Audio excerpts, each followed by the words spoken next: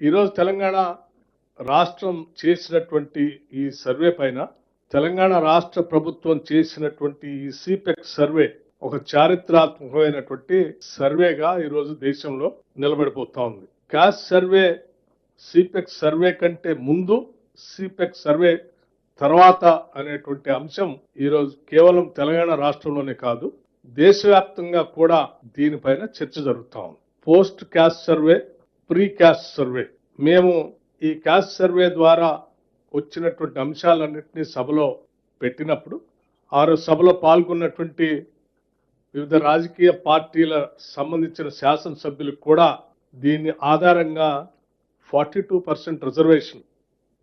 స్థానిక సంస్థల సంబంధించి,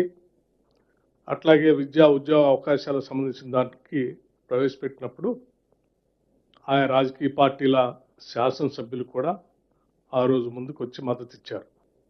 గతంలో ఒకసారి మనం పరిశీలన చేస్తే అసలు ఇటువంటి క్యాస్ట్ సర్వేనే అవసరం లేదని చెప్పినటువంటి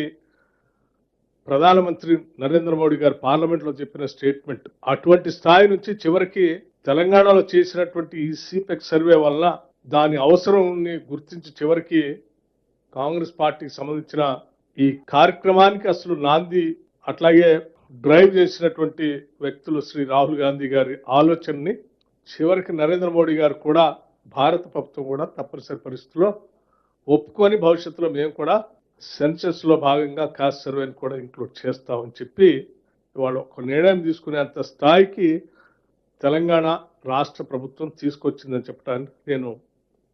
నిజంగా సంతోషిస్తా ఉన్నాను.